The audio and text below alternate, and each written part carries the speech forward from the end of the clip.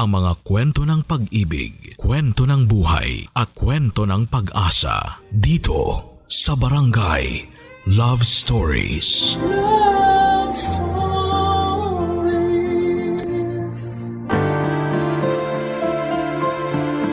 Maraming pamilya ang nahihirapang tugunan ang kanilang mga pang-araw-araw na pangangailangan. Karamihan sa kanila ay tahimik na nagpapatuloy sa buhay sa kabila ng mga pagsubok at paghihirap. Ikaw, kabarangay, ano ang nararamdaman mo kapag nakakakita ka ng pamilyang salat na salat sa buhay? Dear Papa Dudut, magandang araw po sa inyo at sa mga kabarangay ninyo. Itago nyo na lamang po ako sa pangalang Bella. At gusto ko pong ibahagi sa inyo ang lahat ng hirap at pagsubok na pinagdaanan ko. Tatlo po kaming magkakapatid sa pamilya namin at nakatira lang po kami sa barong-barong na bahay sa isang squatters area dito sa probinsya. Ang papa ko po ay isang construction worker at ang mama ko naman ay isang selbedora sa isang maliit na kainan. Kahit na may mga trabaho po ang mga magulang ko ay hindi pa rin po ito naging sapat para matustusan ng lahat ng mga pangangailangan namin. At dahil walang-wala po kami, ito rin ang naging dahilan kung bakit elementarya lamang ang natapos ko. Pero kahit elementarya lang ang natapos ko ay ginawa ko pa rin ang lahat para makatulong sa pamilya, lalong-lalo na at ako pa naman yung pinakamatanda sa aming magkakapatid. Araw-araw po akong nangangalakal para lang makaranas ng kaunting ginhawa sa buhay. Pero sa araw-araw na ginawa ng Diyos ay hindi naging sapat yung pangangalakal para umasenso kami sa buhay. Kaya ng mga panahong yon ay dito ko napagtanto na kung gusto kong umasenso sa buhay ay kailangan kong makapagtapos ng pag-aaral. Ang totoo po niyan, inggit na inggit po ako sa mga naging kaklase ko noong elementarya dahil karamihan sa kanila ay nakapagtapos na ng kolehiyo. At ang iba sa kanila ay nakapag-abroad na at doon ko na po napagtanto na kailangan kong bumalik sa pag-aaral kung gusto kong makaranas ng kaunting ginhawa sa buhay. Pero nagdadalawang isip ako na sabihin kina mama at papa ang kagustuhan ko na makapagtapos ng pag-aaral. Kasi sigurado ako na hindi sila matutuwa dahil ang gusto ng mga magulang ko ay yung magpatuloy ako sa pangangalakal para makatulong sa pamilya. Pero habang tumatagal, Papa Dudut, ay mas lalo akong nalalapit sa masaklap na katotohanan na walang magandang buhay na patutunguhan ang pangangalakal ko. Kaya naglakas loob na akong sabihin kay mama yung tungkol sa kagustuhan kong bumalik at makapagtapos ng pag-aaral.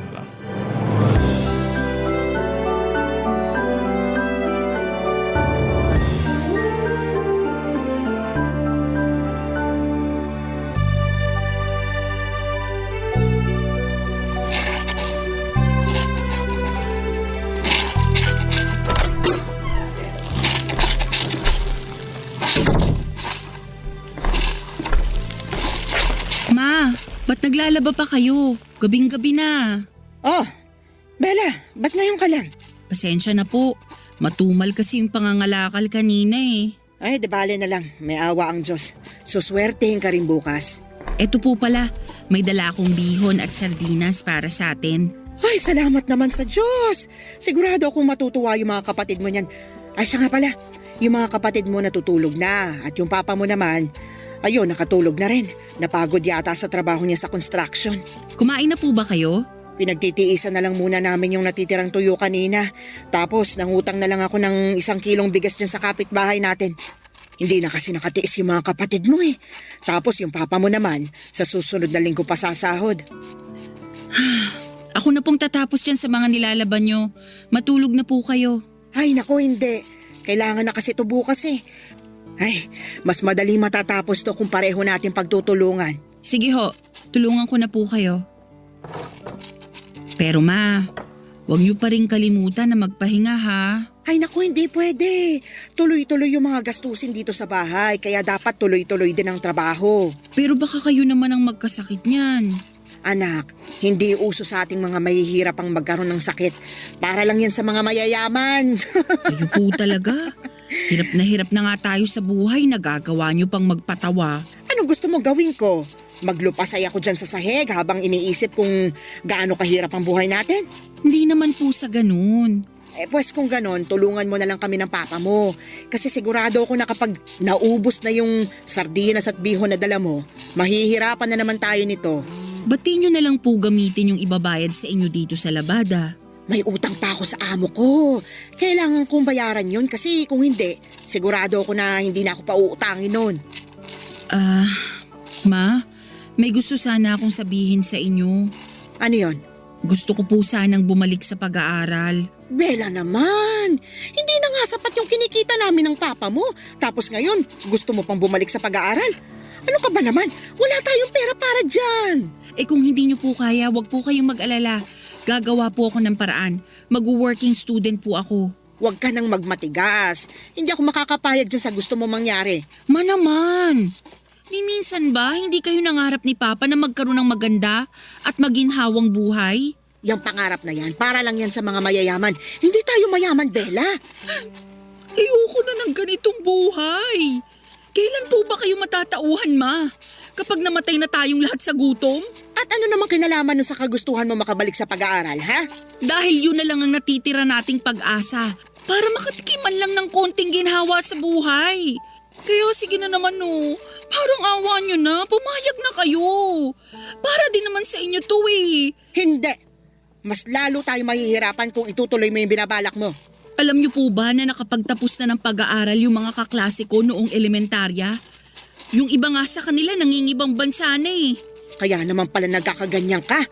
So ano, naiinggit ka? Ganun ba yon? Oo, naiinggit ako sa kanila kasi hindi nila kailangan magtiis sa toyo at kanin. At mas lalo lang akong naiinggit sa kanila kasi hindi nila kailangan mga lakal para makaraos sa pang-araw-araw. Tigilan na natin to, Bella. Naririndi na ako sa mga pinagsasasabi mo. Alam mo, naghahanap ng kasambahay yung kaibigan ng amo ko. Total nasa edad ka na naman. Siguro panahon na rin para mamasukan ka. Mas gugustuhin ko na lang mga lakal at magpakahirap bilang working student ng sabay kesa mamasukan bilang kasambahay. Ang tanda-tanda ko na, pero elementarya lang ang natapos ko. Ayoko na ng ganitong pakiramdam, Ma. Diyos ko, Bella. Sigurado akong patay na kami ng papa at mga kapatid mo sa oras na makapagtapos ka na pag-aaral. Kaya sige na, huwag ka nang magmatigas. Sasabihin ko na sa amo ko na mamamasukan ka bilang kasambahay dun sa kaibigan niya. Pero Ma... Matulog ka na. Ako na magtatapos ng mga labada ko rito. Sige na, bago pa ako tuluyang mapikon sa'yo.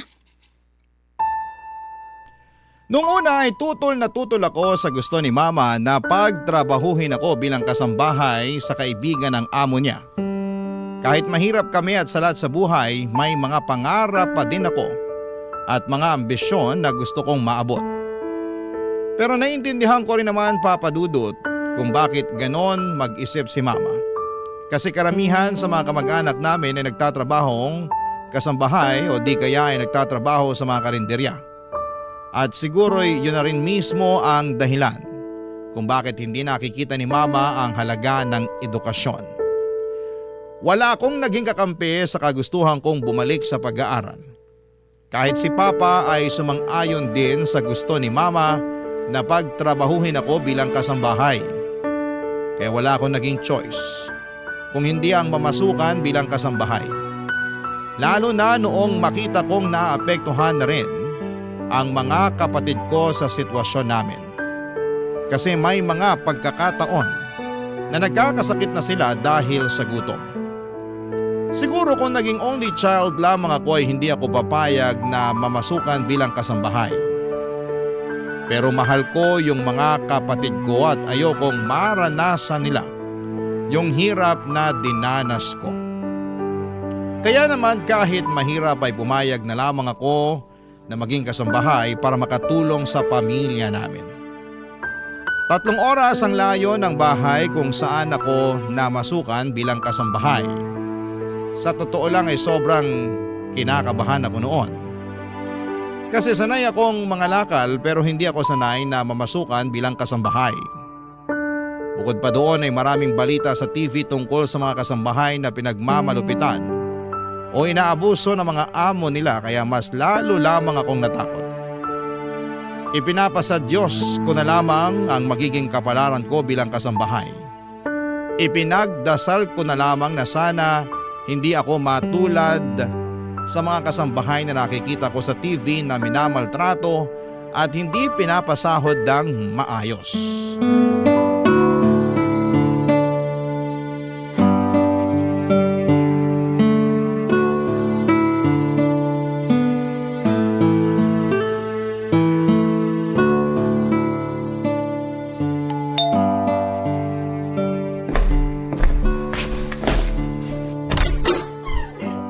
Ikaw na ba yung kasambahay na pinadala ng kakilala ko?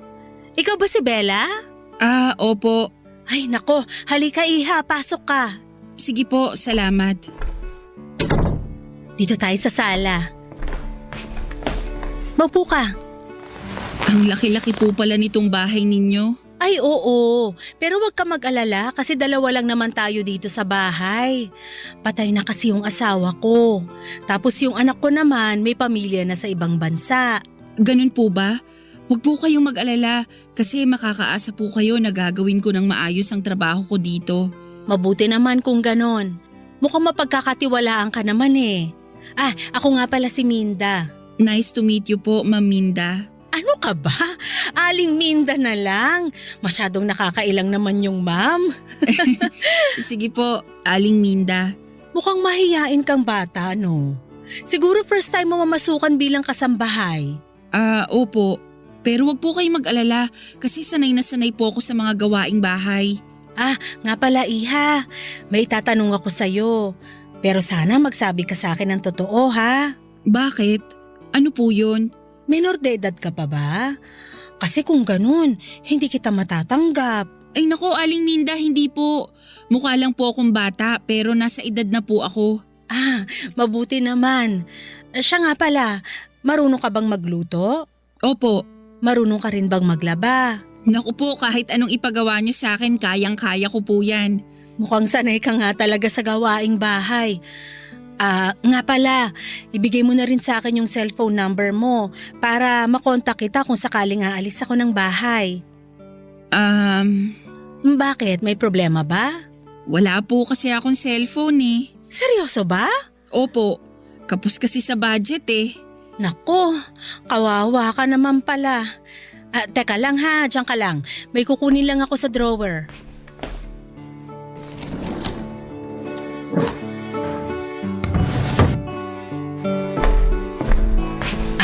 Eto.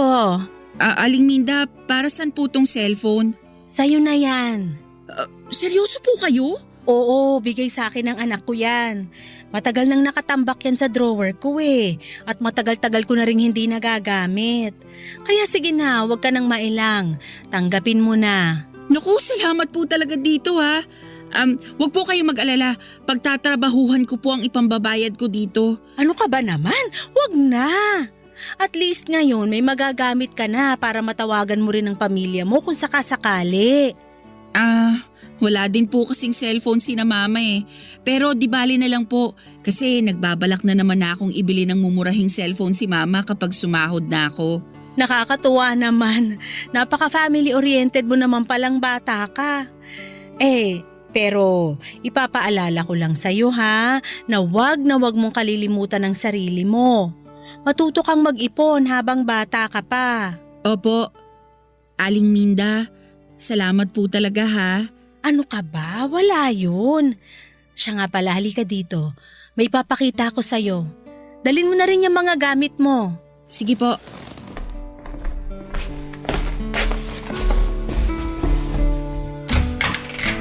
Ito ang magiging kwarto mo. Diyos ko! Oh, bakit? Hindi mo ba nagustuhan? Ang laki naman po ng kwarto. Ang totoo po niyan, mas malaki pa tong kwarto kaysa sa buong bahay namin eh.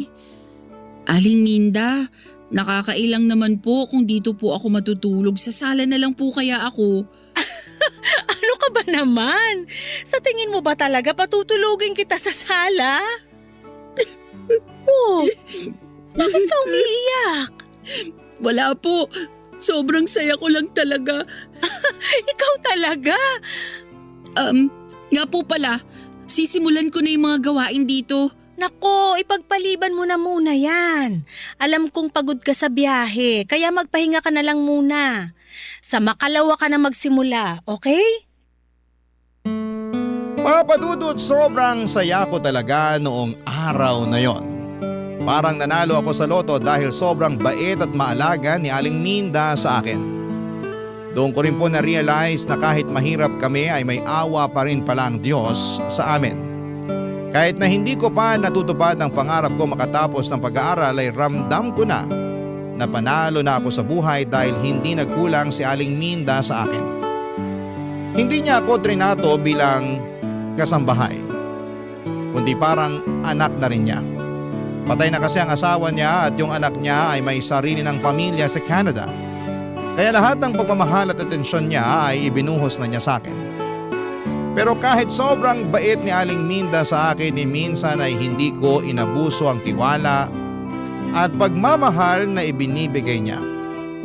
Kahit na paminsan-minsan ay nagiging spoiled na ako, kay Aling Minda ay palagi kong sinisiguradong nagagawa ko ng maayos ang lahat ng gawaing bahay. Pinapanatili kong malinis ang bahay at minsan ay hindi ko pinapahirapan o binibigyan ng sakit sa ulo si Aling Minda. Noong sumahod na ako ay sobrang natuwa ako dahil dinagdagan pa niya yung pera na ibinigay niya sa akin. Agad-agad ko po itong pinadala kay mama yung sahod ko para makabili siya ng murang cellphone. At para na rin may pangtustos siya sa iba pa naming pangangailangan sa bahay.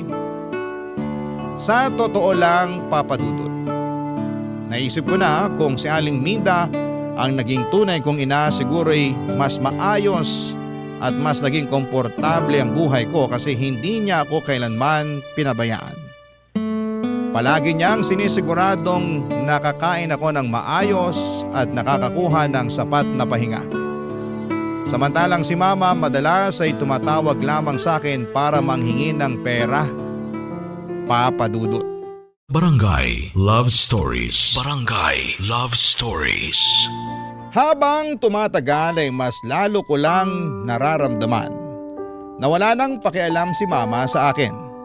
Dati nagagawan niya pa akong tawagan para kumustahin.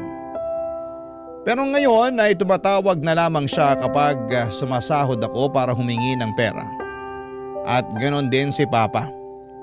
Wala akong magawa kasi hawak nila Mama at Papa ang mga kapatid ko. At kung hindi dahil sa mga kapatid ko, sigurado akong matagal ko nang pinutol ang ugnayan ko sa sarili kong mga magulang. Isang araw ay dumalaw ako sa bahay namin at sobrang nalungkot ako nang makita ko ang mga kapatid ko na tinitipid at kinakain yung toyo at kanin. At mas lalo lang akong naiyak nang malaman ko na ginagamit pala nila Mama at Papa yung perang pinapadala ko para sa amin sa pagtaya sa loto. Nag-away lang kami ng mga magulang ko noong araw na yon at umalis ako ng bahay namin na sobrang bigat ng kalooban. Sobrang naaawa ko sa mga kapatid ko kasi pakiramdam ko ako na lang talaga ang pag-asa nila. Simula noon ay wala namang ginawa sina Mama at Papa kundi ang sanayan sila sa hirap ng buhay. Hindi nga nila pinag-aaral yung mga kapatid ko. Napagtanto ko rin na hindi sapat na magkasama lang kayo bilang pamilya. Ano ang silbi ng isang buo at kumpleto na pamilya kung puro hirap lang naman ang pinagdadaanan nyo? Pinili ko na lang itago yung sama ng loob ko kina Mama at Papa. Napagtanto ko rin na mas makakabuti para sa akin kung itutuon ko na lang ang atensyon ko sa mga gawaing bahay para hindi ko masyadong naiisip yung sitwasyon ng pamilya ko. Pero habang tumatagal ay mas lalo lamang akong nahihirapang itago ang totoo kong nararamdaman.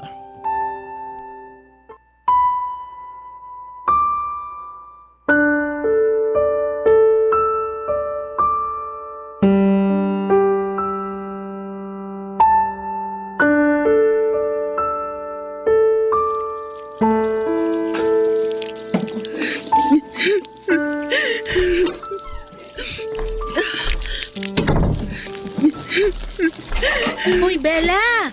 Tamang-tama, bumili ako ng fried chicken at spaghetti. Halika dito, sabayan mo na akong kumain. Oh, teka lang. Umiiyak ka ba? Naku, Aling Minda, pasensya na po kayo. Wala po to. Mamaya mo na tapusin yung mga hinuhugasan mo. Maupo ka nga muna dito.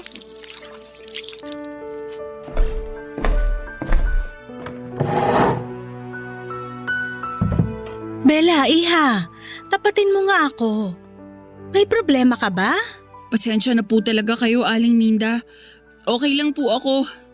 Ay, ang ayaw ko sa lahat yung pinagsisinungalingan ako. Sige na, magsabi ka sa akin ang totoo. Ano ba kasing problema, ha? Si Mama po kasi. O bakit? May masama bang nangyari sa mama mo? Wala naman po pero habang tumatagal, mas lalo ko na lang kasing nararamdaman na wala siyang pakialam at malasakit sa akin. Ha? Paano mo naman nasabi yan? Nagpaparamdam lang kasi siya sa akin tuwing sumasahod ako eh. Malay mo, baka abala lang sila sa paghahanap ng pera. Pagpasensyahan mo na lang yung mama mo. Isipin mo na lang na ginagawa nila ang lahat para sa mga kapatid mo para hindi ka na malungkot. Mabuti po sana kung ganun, pero hindi eh. Anong ibig mong sabihin? Nung pumunta po kasi ako sa bahay noong day off ko, napag-alaman ko po na ganun pa rin ang sitwasyon namin sa bahay. Hanggang ngayon, nakikita ko pa rin na nagtitiis sa toyo at kanin yung mga kapatid ko. Tapos sa loto lang po napupunta yung perang pinapadala ko kina mama. Iha naman, ba't ngayon mo lang sinabi sa akin to? Ang totoo po niyan, wala naman po sana akong balak na sabihin sa inyo to eh. Pero Tahan na, iha. Ganun talaga ang buhay, parang gulong. Minsan nasa ibabaw, minsan nasa ilalim. naku po Aling Minda, pakiramdam ko nga po palagi na lang akong nasa ilalim eh. Pero palagi mo ring tatandaan na patuloy pa rin tong umiikot. Kaya wag na wag kang panghihinaan ng loob. Kapit lang, ha? Salamat po talaga. Alam niyo po, napagaan niyo ang loob ko. Hindi man ako sinwerte sa pamilya ko, pero di bali na lang po. Kasi swerte naman ako sa amo ko. Nako, ikaw talaga nang bola ka pa. Hindi ka na iba sa akin. Ang totoo niyan, miss na miss ko na yung anak ko na nasa Canada ngayon. Pero simula nung namasukan ka sa akin, nawala na yung pangungulila ko sa anak ko. At ganun din po ako sa inyo, Aling Minda. Simula nung namasukan ako sa inyo, nakalimutan ko po yung sakit at paghihinagpis na pinagdaanan ko kay mama. Kasi tuwing kasama ko po kayo, parang kayo na rin po yung mama ko. Napupunan niyo po yung lahat ng pagkukulang ni mama sa akin. Nako, tigilan na nga muna natin tong drama na to. Pasensya na po talaga. Kumain na lang muna tayo. Sige po. Nga pala, matanong lang kita. May bala ka pa bang bumalik sa pag-aaral? Yun na nga po eh. Matagal ko na pong pangarap na makapagtapos ng pag-aaral pero dahil kapos kami sa pera, hindi na ako nakatungtong ng high school. So ibig mong sabihin, elementary lang yung natapos mo? Parang gano'n na nga po. Naku Bella, sobrang mahalaga na nakapagtapos ka, iha. Kung hindi ka nakapagtapos, mahihirapan kang makamove on sa buhay. Iba pa rin yung nakapagtapos kasi dito ka nagkakaroon ng mga opportunity para magkaroon ng mas magandang buhay. Kaya ikaw, pagdating ng panahon, sana tapusin mo yung pag-aaral mo, ha? Siyempre naman po, Aling Minda. Sa katunayan nga, may naitabi na po akong ipon. Talaga ba? Opo, nang dahil na rin sa inyo. Hindi po kasi kayo kuripot tuwing nagbibigay kayo ng sahod eh. Naku, wala yun. Ano ka ba? Deserve na deserve mo yung binibigay ko sa yung sahod. Kasi nakikita ko yung sipag mo sa pagiging kasambahay ko. Alam mo ba na yung dati kong kasambahay dito? Naku, sobrang tamad. Kailangan ko pang utusan para lang gumalaw. So ano pong nangyari sa kanya? Ayun, pinalayas ko. Naku, kawawa naman pala. Mabuti na lang talaga at ginawa ko yon. Kasi kung hindi, malamang hindi kita makikilala. Kung sa bagay.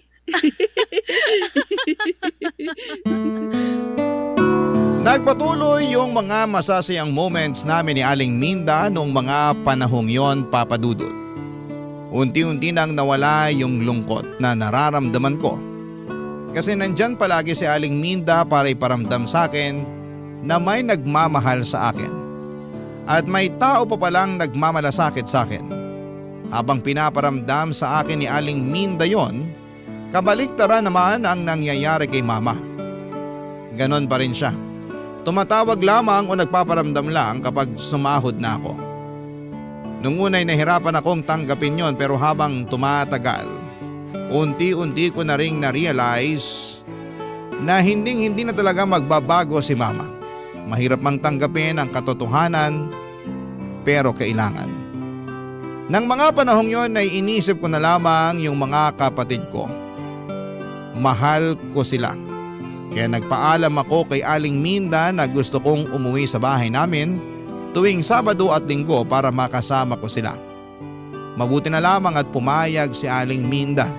Kaya tuwing umuwi ako ay lagi kong sinisigurado na may sapat na pagkain sina Mama at mga kapatid ko. Nilinaw ko rin kay Mama na ayoko na silang makita na kumakain ng toyo at kanin. Akala ko noon ay tuloy-tuloy na talaga yung mga magagandang nangyayari sa buhay ko. Pero isang araw habang papunta ako sa palengke, may nangyari na hindi ko po inaasahan. Na-snatch yung bag ko at kasama sa natangay noong snatcher ay yung wallet ko at yung pera na ipapadala ko sana kay Mama. Mabuti na lang po talaga at hindi natangay yung cellphone ko kasi nasa bulsa ko yon. Aligaga at nataranta ako noong mga oras na yon. Hindi ko alam kung ano ang gagawin ko dahil malaking pera yung nawala. Hindi ko na nagawang ilihim ang nangyari, Papa Dudut, at sinabi ko pareho kay Aling Minda at kay Mama ang kalagayan ko ng mga panahong yon.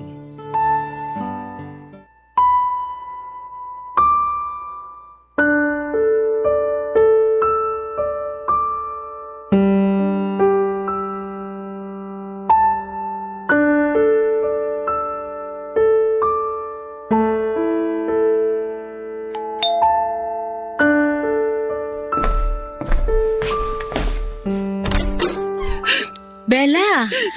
Kuya! Ano nangyari sa'yo? Bakit ka umiiyak?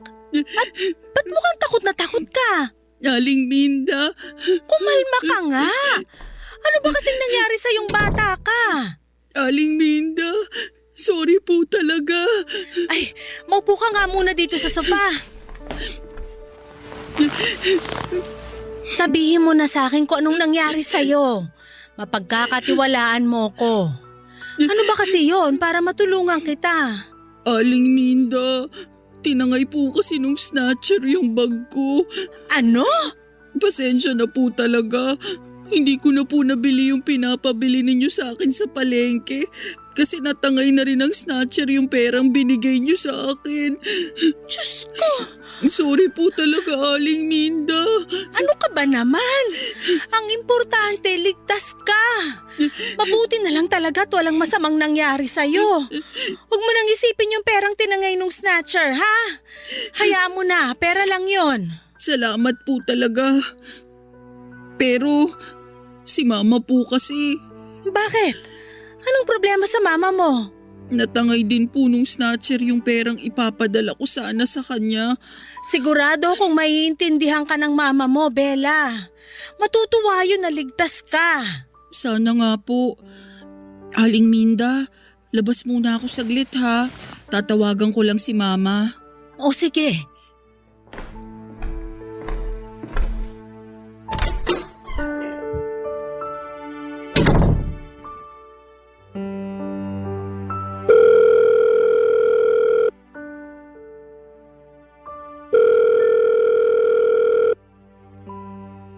Oh, Bella! Tamang-tama. Tatawagan na sana kita pero naunahan mo ako. Ma, may sasabihin po sana ako sa inyo. Bakit? Ano yon? Ma, hindi po muna ako makapagpapadala sa inyo. Ano? Pambihirang buhay to. At bakit naman, Aber? Tinangay po kasi nung snatcher yung wallet ko eh. Tanga-tanga mo naman. Hindi mo na ba talaga ginagamit ang utak mo, ha? Sandali lang. May utak ka nga ba? Alam mong may laman na pera yung wallet mo pero hindi mo iningatan. Hindi ko naman po ginusto yung nangyari eh. Ganyan. Ganyan mga tuwira ng mga bobong katulad mo. Paano ngayon yan? Kailangan namin yung pera na ipapadala mo. Utang na loob, ma. Nabiktima po ako ng snatcher. Takot na takot po ako nung tinangay nung snatcher yung bag ko. Oh, so kaninong kasalanan yan? Hindi ba't kasalanan mo? Naku, Bella, gawa mo ng paraan yung perang ipapadala mo sa amin. Naku, sinasabi ko sa'yo. Tinawagan ko po kayo kasi nagbabaka sakali akong madamayan ninyo ko. Pero mas lalo lang sumama yung loob ko sa inyo ngayon. Ang kapal na mukha mo para pagsalitaan ako ng ganyan? Nagkakaganyan ka ba porkit kumikita ka na ng sarili mong pera? Nagkakaganito po ako kasi hirap kayong umintindi. Wala na kayong ibang inisip kundi pera, pera, pera. At bakit? Sinong gusto mong isipin ko? Ikaw? Oo, kasi simulat sa pool, hindi ko naramdaman na nanay ko kayo. Walang hiya ka?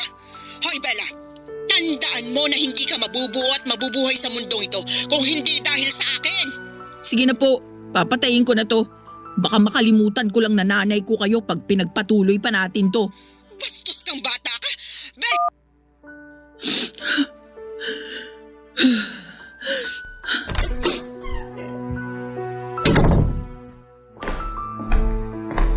Oh, Bella, ba't namumulay ang mga mata mo? Pasensya na po kayo, Aling Minda. Huwag niyo na lang po akong intindihin. Siguro hindi naging maganda yung usapan niyo ng mama mo, no? Nako, huwag kang mag-alala. Pahihiramin na lang muna kita ng pera para may maipadala ka sa mama mo. Huwag na po, Aling Minda. Sigurado ka ba? Opo, masyado na po kayong maraming naitulong sa akin. Ang kapal naman po ng mukha ko kapag tinanggap ko pa yung inaalok nyo.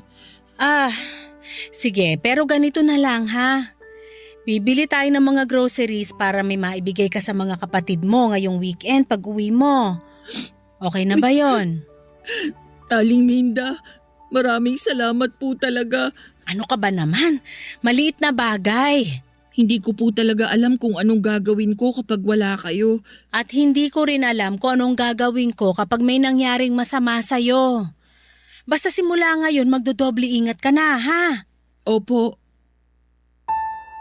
Nang mga panahong yon, Papa Dudut ay napapagaan pa ni Aling Minda ang nararamdaman ko.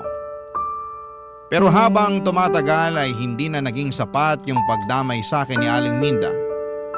Kasi tuluyan na akong kinain ng depression. Nung una'y nagagawa ko pa ng maayos ang mga gawaing bahay. Pero habang tumatagal, unti-unti na akong nawawala ng gana sa buhay. Pero kahit na sobrang bigat na ng nararamdaman ko, pinilit ko pa rin na magtrabaho. Pero bigla-bigla na lamang akong napapaiyak ng walang dahilan. At habang tumatagal ay napagtanto ko na malalim at matindi ang sugat na iniwan ni Mama sa puso ko. Isang sugat na hindi niya kailanman maiintindihan. Dumating din sa puntong hindi na ako dumadalaw sa bahay namin kasi pakiramdam ko. Kapag nakita ko pa ang pamilya ko ay lalo lamang akong malulubog sa lungkot at depression. Nakokonsensya din ako kapag naiisip ko yung mga panahong yon kasi alam kong napabayaan ko ang mga kapatid ko dahil lang sa hindi namin pagkakaintindihan ni Mama. Tuwing day off ko ay nasa kwarto na lamang ako natutulog kasi pakiramdam ko ay nawala na ng saysay ang buhay ko. At dahil halos araw-araw na lamang akong nasa bahay ni Aling Minda, napansin niya na unti-unti na akong nagbago. Sa simula ay palagi kong sinasabi na ayos lamang ako na wala akong problema. Pero habang tumatagal, mas lalo na akong nahirapan na ilihim ang nararamdaman ko. Unti-unti nang bumigat ang loob ko at hindi ko na maitago ang lungkot at sakit sa puso ko. Dahil dito, Papa Dudut, hindi na rin napigilan ni Aling Minda na mag-alala sa akin. Barangay Love Stories. Barangay Love Stories. Sinabi ko kay Aling Minda na magre-resign na lamang ako bilang kasambahay kasi hindi ko na talaga nagagawa ng maayos ang trabaho ko dahil sa depression. Pero hindi pumayag si Aling Minda. Sa halip na paalisin ako ay binigyan niya ako ng 2 linggo para makapagpahinga ng maayos. Binigyan pa niya ako ng sapat na pera at sinabi niyang baka panahon na para bumalik ako sa bahay namin para ayusin ang mga hindi pagkakaintindihan namin ni Mama. Ang sabi niya, yun lang daw ang makakatulong para mawala yung nararamdaman kong lungkot at depression. Pagkalipas nga ng ilang araw, pumunta na ako sa bahay namin. Sobrang nagulat ako nang makita na mas lumala pa pala ang sitwasyon. Napansin kong nangangayayat na ang mga kapatid ko at ang mas malala pa diyan. Ako ang sinisisi ni Mama dahil hindi daw ako nakapagpadala ng pera. Sinabi ko kay Mama na handa akong isantabi ang mga alita namin at magpapadala ako ng pera ng regular para sa mga pangangailangan ng bahay. Pero sinabi ko rin sa kanya na kapag nalaman kong hindi niya napapakain at naalagaan ng maayos ang mga kapatid ko ay hindi na ako magdadalawang isip na isumbong siya sa mga otoridad. Pakiramdam ko ay natakot siya sa sinabi kong yon kasi bigla siyang nanahimik. Hindi ko na naubos yung 2 linggong pahinga na ibinigay ni Aling Minda. Bumalik ako kaagad sa bahay ni Aling Minda at sa paglipas ng mga buwan, nagagawa ko na rin ang maayos ang trabaho ko at regular na ulit akong nakakapagpadala ng pera. Tuwing bumibisita ako sa bahay namin ay nakikita ko na maayos na nakakakain at mas maganda na ang kalagayan ng mga kapatid ko. At para sa akin ay sapat na yon. Noong mga panahong yon ay wala na talaga akong pakialam kay Mama. Ang importante na lamang para sa akin ay yung mapabuti ang kalagayan ng mga kapatid ko.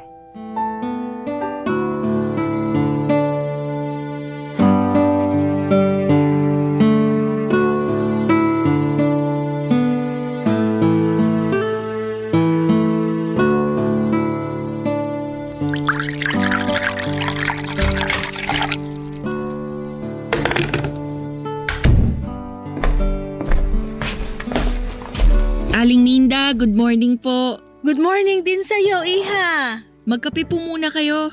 Maraming salamat. Gusto niyo po ba ng makakain? Pwede ko po kayong ipagluto. Wag na, okay na ako dito sa kape. Sige po, balikan ko na lang po kayo. Tatapusin ko na muna yung mga labada. Sandali lang, maupo ka muna dyan. Bakit po? May kailangan po ba kayo? Mamaya mo na tapusin yung mga labada. Mag-usap muna tayo. Sige po. Kamusta na kayo ng mama mo? Okay naman po kami.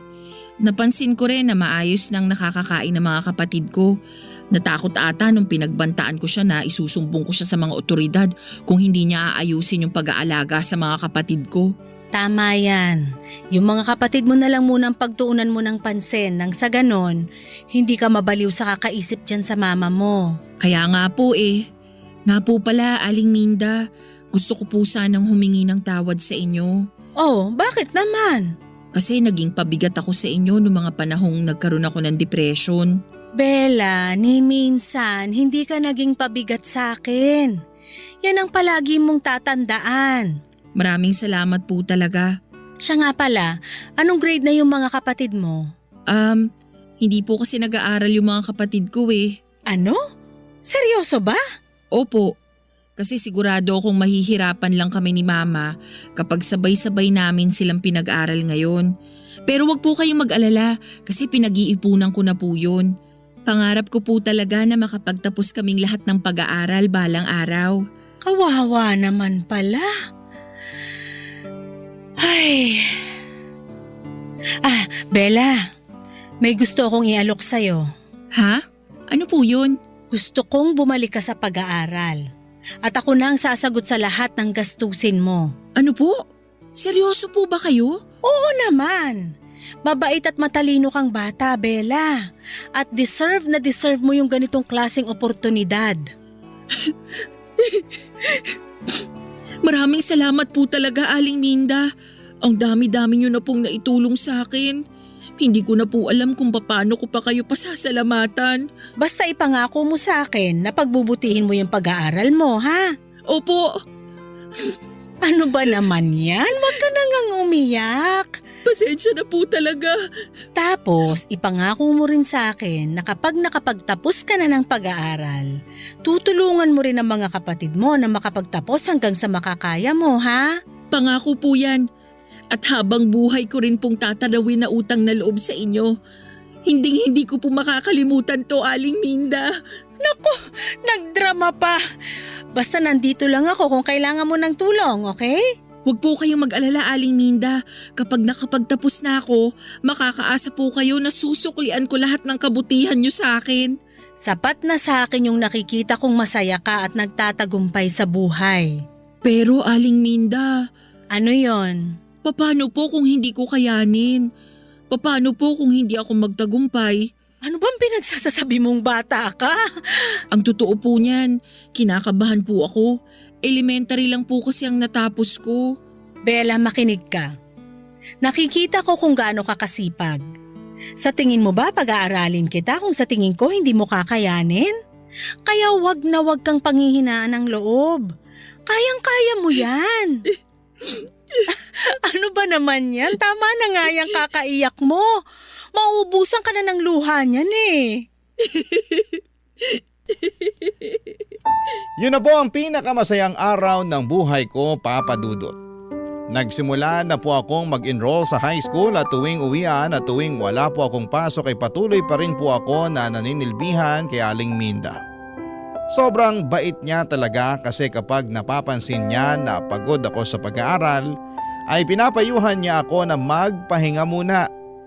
Pero pinilit ko po talaga na gawin ng maayos ang mga gawaing bahay habang nag-aaral kasi tinuturing ko po na malaking utang na loob ang pagpapaaral sa akin ni Aling Minda. Ang totoo po niyan ay sobrang nakakailang po noong unang araw ko sa eskwela kasi halatang halata na ako yung pinakamatanda sa klase namin. Pero habang tumatagal ay napagtanto ko na iba-iba ang takbo ng buhay nating lahat at hindi ko kailangang ikumpara ang sarili ko sa ibang tao. Natutunan kong maging matatag at magtiwala sa sarili kahit na medyo iba yung landas na tinataha ko kumpara sa mga naging kaklase ko. At isa pa, Papa Dudut, hindi nawala yung kontrabida kong nanay kasi mas lalo lang siyang nagalit noong napag-alaman niya na babalik na ako sa pag-aaral. Nag-alala siya kasi baka hindi na daw ako makapagpadala ng pera sa kanya. Pero nilinaw ko kay mama na kahit nag-aaral ako ay bibigyan pa rin ako ng sahod ni Aling Minda at patuloy pa rin akong maninilbihan. Kaya makakaasa siya na regular pa rin na magpapadala ko ng pera sa kanya. Pinilit kong patunayan sa kanya na kaya kong pagsabayin ang pagtatrabaho at pag-aaral para sa kinabukasan namin ng mga kapatid ko.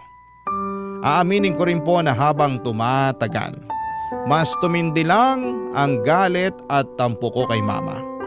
Ang tingin po kasi niya sa akin ay parang isang alkansya lamang na pwede niyang basagin kung kailan niya gusto. Pero sa kabila ng lahat ng iyon ay pinili ko pong huwag na lamang magpakaalipin sa sama ng loob. Patuloy na lang akong nag-focus sa sarili ko at sa mga pangarap ko para sa kinabukasan. Lagi ko rin pong iniisip ang mga kapatid ko na kahit na anong mangyari kailangan kong maging matatag, hindi lang po para sa sarili kundi para na rin sa kanila. Lumipas ang ilang taon ay nakapagtapos na rin po ako ng high school sa wakas. Hindi po naging madali yung mga pinagdaanan ko pero proud na proud ako sa sarili ko kasi kinaya ko yung hirap at pagod na kinailangan kong pagdaanan bago ako nakapagtapos ng high school. At ngayon po ay mas matibay at buo na ang loob ko na harapin ang mga hamon ng buhay dahil napatunayan ko sa sarili ko na kaya kong magtagumpay kahit anumang pagsubok ang pagdaanan ko.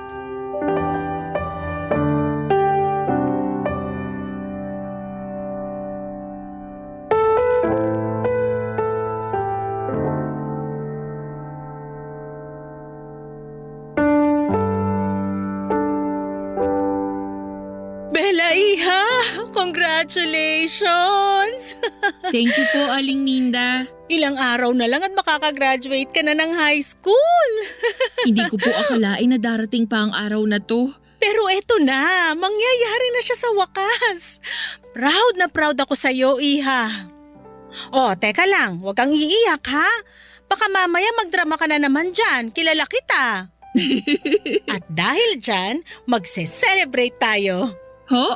Magbihis ka, kakain tayo sa mamahaling restaurant. Naku po, wag na. Mapapagastos lang po kayo niyan eh. Ano ka ba? Huwag mo na ngang isipin yan. Basta magbihis ka na dyan, babalikan kita, okay? Ay, sige po. Dapat pagbalik ko nakabihis ka na, ha? Oh, maiwan muna kita sandali. Si Aling Minda talaga. Hello? Bella, Bakit po? ubos na yung perang pinadala mo nung nakaraan. Huwag po kayo mag-alala, magpapadala ulit ako ng pera sa inyo sa Makalawa. Mabuti naman kung ganon. May iba pa po ba kayong kailangan? Wala na, yun lang. Di nyo man lang ba ako kukumustahin? Ano ba, Bella? Ang drama-drama mo naman. Ay, marami pa akong kailangan gawin dito sa bahay. Alam nyo man lang ba na papalapit na yung graduation ko? Ano? Teka lang. Paano ko naman malalaman hindi mo naman sinabi sa akin na gagraduate ka na pala? Talagang hindi nyo malalaman. Kasi ni minsan hindi kayo nag-abala na kumustahin ako. Kasi ang tingin nyo lang sa akin, parang ATM na pwede nyong pagkunan ng pera kung kailan nyo gusto. Bella, anak, congratulations. Huwag ka na magtampo sa akin, oh. Sige nga po, bigyan nyo po ako ng isang magandang rason para hindi ako magtampo sa inyo. Dahil nanay mo pa rin ako. Pero ni minsan hindi kayo naging nanay sa akin. Ang yabang-yabang mo naman. Porket nakapagtapos ka na ng pag-aaral, nagkakaganyan ka na? Wala pong kinalaman yung graduation ko sa tampo ko sa inyo. Yung sa akin lang naman po, sawang-sawa na ako sa pinaparamdam nyo sa akin. Kapal ng mukha mong babae ka? Naka-jackpot ka lang ng amo na may kaya? Akala mo kung sino ka na? Yung amo na sinasabi nyo, ang nagsilbing nanay ko sa mga panahong hindi kayo nagpakananay sa akin. Ah, talaga ba? Bakit? Dahil mayaman siya at mahirap lang kami ng papa mo? Ganun ba yon? Hindi! Dahil sa kanya ko lang naranasan yung pagmamahal ng isang tunay na ina. Siya ang pumuno ng lahat ng pagkukulang ninyo. Nung mga panahong pinaparamdam nyo sa akin na wala akong silbi at wala akong kwenta, pinaramdam ni Aling Minda sa akin na may mararating pa pala ako sa buhay. Siya lang ang naniwala sa akin noong mga panahong patuloy nyo akong minamaliit at pinagsasalitaan ng masasama. Wala kang utang na loob? Ang kapal na mukha mo para pagsalitaan ako ng ganyan. Umayos ka, Bella, ha? Bawas-bawasan mo yung tabas ng dila mo kundi puputulin ko yan. Ngayong nakapagtapos na ako ng high school, mag-working student ako para makapagkolehiyo. Uupa ako ng maliit na boarding house at higit sa lahat, kukunin ko na yung mga kapatid ko. Diyos may patawarin. Ang yabang-yabang mo. Bakit? Kaya mo na bang buhayin ang mga kapatid mo, ha? Sigurado akong mahihirapan ako sa gusto kong mangyari. Pero hindi ako makakapayag na gawin nyo sa mga kapatid ko yung ginawa nyo sa akin. Kaya gagawin ko to ng paraan hanggat sa makakaya ko. At bakit? Ano bang ginawa ko sa'yo, ha? Diyos ko ma, ginawa nyo akong alkansa at paulit-ulit nyong binabasag. Nanay mo ako at anak lang kita, kaya dapat lang. Matanong nga kita ma, kailan mo ba ako huling kinumusta? Kailan ba yung huling nagtanong ka kung okay lang ba ako? Kailan yung huling tumawag ka na hindi binabanggit ang tungkol sa pera? Kailan?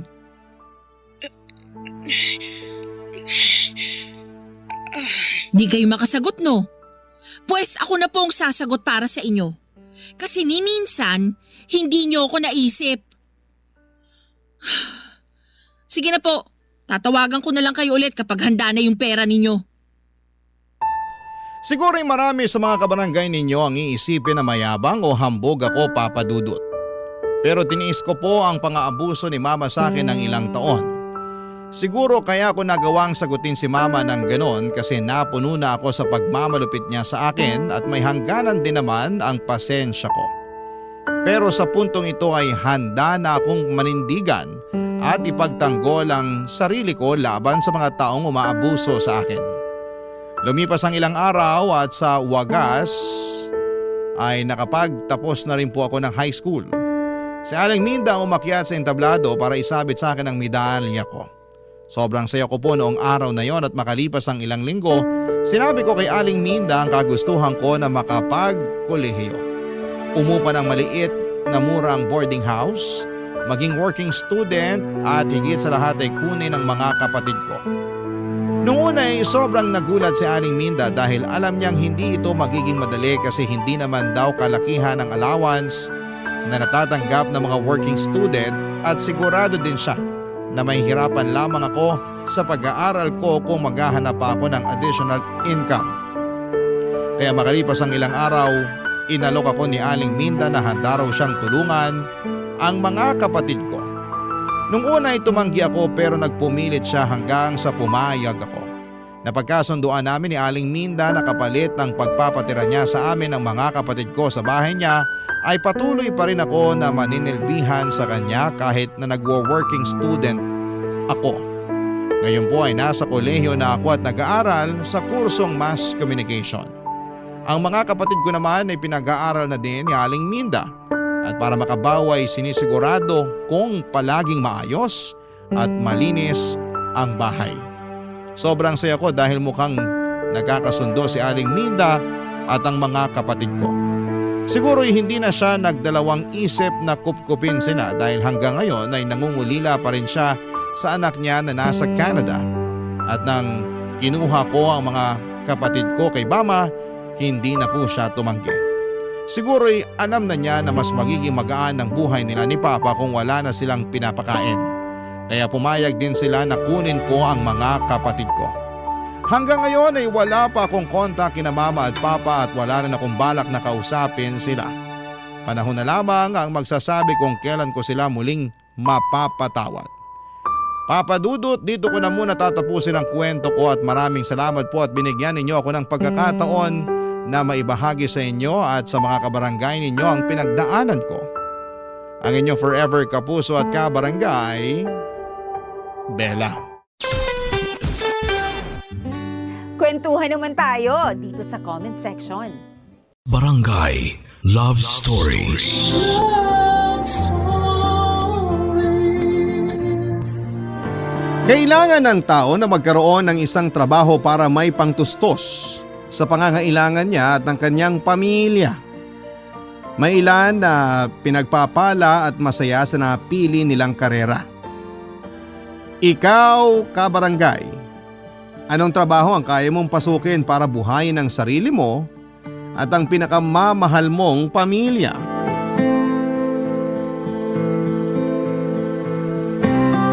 Dear Papa Dudut, ako po si Marina, hindi na ako magpapaligoy-ligoy pa, Papa Dudut. Isa po akong babaeng bayaran. Naisipan ko pong ibahagi sa inyo at sa lahat ng kabarangay natin ang kwento ng buhay ko. Hindi po ako sumulat para humingi ng simpatya sa tao kundi para tingnan ako bilang isang babae na matapang at kayang labanan ng hamon sa buhay.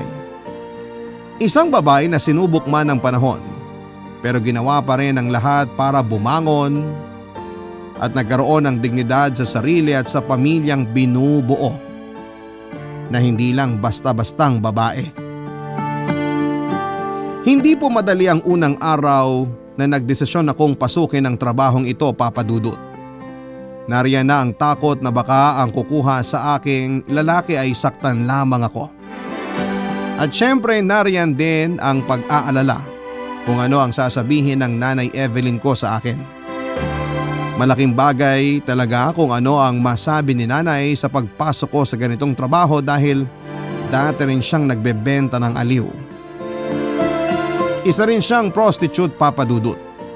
Binuhay niya kami sa perang nakuha niya sa paglalako ng kanyang katawan. Hindi ito isang sikreto sa amin dahil alam namin ang trabaho ng Nanay simula pa noong nagkamalay na ako sa mundo. Pero ang isang pinagmamalaki sa akin ng nanay na bunga ako ng isang pag-ibig at hindi dahil sa paghihilata niya sa isang gabi ng pagtatrabaho. Gasgas na akong pakinggan na itong ganitong trabaho ang pinasok dahil ito lang ang paraan ko para umangat sa buhay at may pagkakitaan. Pero ito talaga ang dahilan ko kung bakit pinasok ko ang ganitong klase ng gawain. Wala akong pakialam sa mga sasabihin ng ibang tao dahil kung darating ang kagipitan ay hindi ko naman sila maaasahan para tulungan ako at bigyan ako ng maayos na pamumuhay.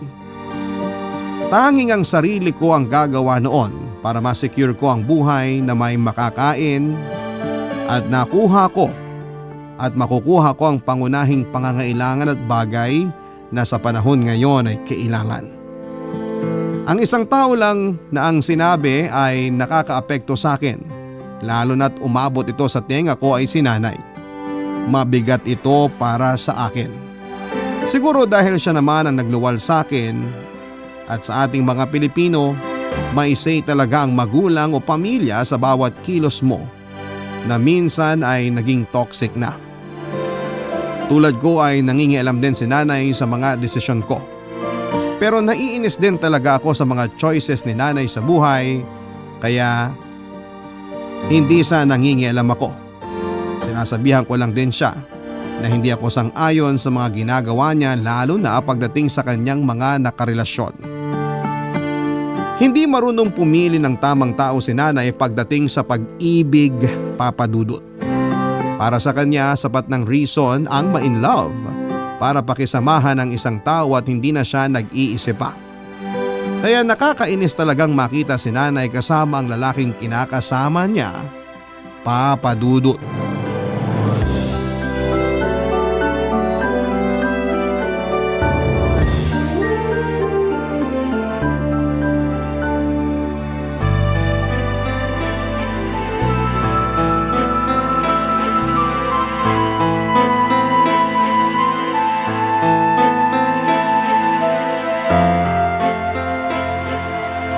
Marina, wag mo akong pakialaman! Nanay kita! Nagmamalasakit lang naman ako sa'yo. Matanda ka na nga, hindi ka pa rin nagtatanda. Ano? Bakit ganyan ka sa akin, ha? Kasi Nay, hindi mo ginagamit yung utak mo. Kailan mo ba huling ginamit yan? Anong sabi mo? Gamitin mo naman yung utak mo, Nay. Iwan mo na yung kinakasama mong lalaki. Iba na rin talagang may hinahawakang pera, no? Huwag mong ibahin ang usapan, Nay. Hindi. Nag-iba ka na dahil sa pera. Nag-iba na ang ugali mo. Ang issue dito, Nay, ay yung humihingi ka ng pera. Hindi para sa sarili mo, kundi pati na rin doon sa kinakasama mong palamunin. Sabi ko na nga ba kung ayaw mo magbigay ng tulong, sabihin mo na lang na ayaw mo. Huwag tong dami mo pang satsat. Kung bata-bata lang ako, kaya ko pang ipagbili tong katawan ko tulad ng dati para magkapera lang ako. Tulad mo ngayon, katawan mo ang binibenta. Mag-ina nga tayong bayaran. Pero iba ka. Iba ako. Ngayon, sasagutin ko yung tanong mo kung kailan ka huling ginamit ang utak ko. Noong nabuo ka at nasa loob ka ng sinapupunan ko ng 9 na buwan. Ginamit ko ang utak ko nung hindi kita pinalaglag. Dahil mahal kita. Ayaw kong magkasala. Kung kasalanan ng pagbebenta ng aliw, yun lang ang kasalanan ko. Hindi naman kasalanan ng umibig. Tulad ng nangyari sa akin at sa tatay mo. At tulad ngayon. Magkaiba lang. Matanda na ako't losyang.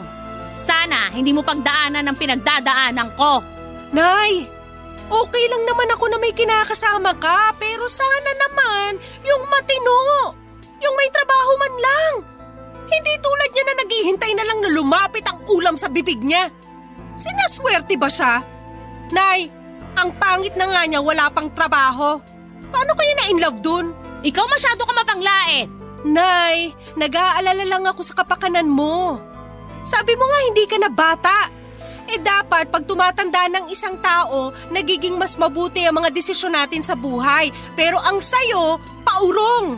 Nay naman! Kung ayaw mo magbigay ng pera, wag. Aalis na lang ako. Nay, alam mo, ang tigas din ng ulo mo. Iwan mo na yung lalaki na yan. Dito ka na sa akin. Kahit hihilata ka lang buong maghapon dito sa bahay, wala akong pake. Kesa naman nandun ka sa kanya at ikaw tong naghahanap ng remedyo sa problema na dapat siya ang gumagawa. Hindi pwedeng ikaw ang bumubuhay sa kanya, Nay. Iwan mo na. Hindi ko siya pwedeng iwan. Kung hindi mo siya kayang iwan, sige. Wala kang makukuha kahit isang kusing sa akin, Nay. Eh di isaksak mo dyan sa hita mo ang pera mo. Sana hindi mo maranasan na ma-in love ng todo at yung pagtihaya mo lang sa kama para sa perang masubukan mo. Hindi ako katulad mo, Nay. Kahit bayaran akong babae, hindi ako tutulad sa'yo. Magiging wais ako sa lahat. Hindi ako may in love sa kung sino lang na hindi naman ako pananagutan at hindi mapapakain ng bibig ko. Hindi na baling kahit anong isaksak sa akin basta't nabubuhay lang ako. Napupunan niya ang pangangailangan ko. Basta't magkapera ako. Sige, ilako mo araw-araw yung katawan mo. Pero, ito lang ang sasabihin ko sa'yo. Hindi na ako lalapit sa'yo. Hindi ako magpapakabobo na katulad mo. Hindi, Nay. Iba ako. Kahit ganito ang trabaho ko, iba ako sa'yo.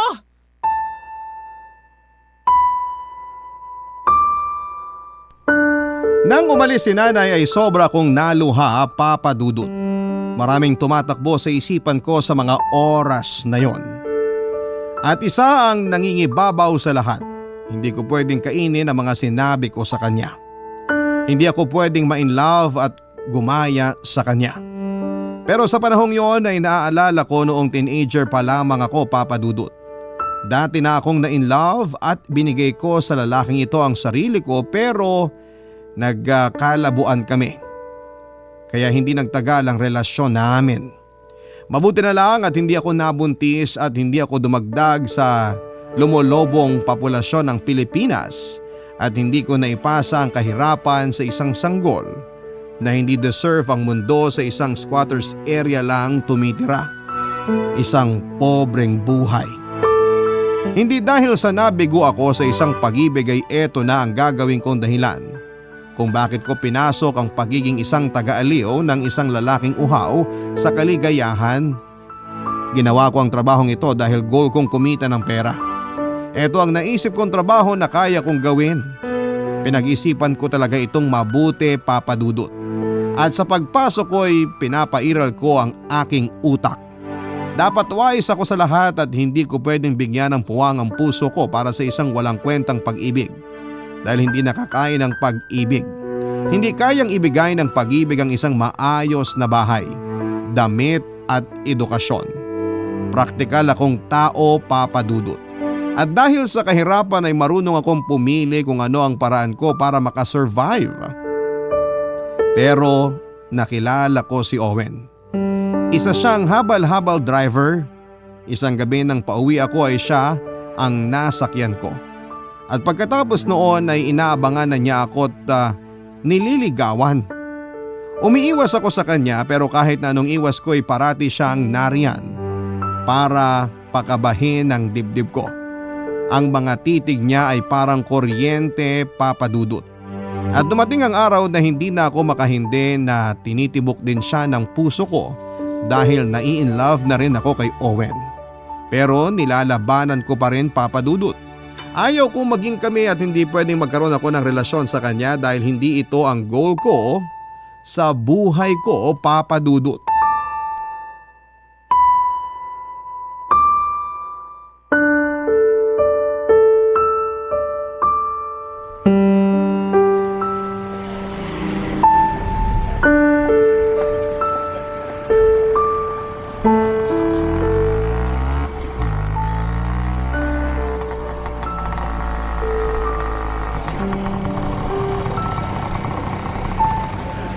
Miss Marina, sumakay ka na. Ihahatid na kita.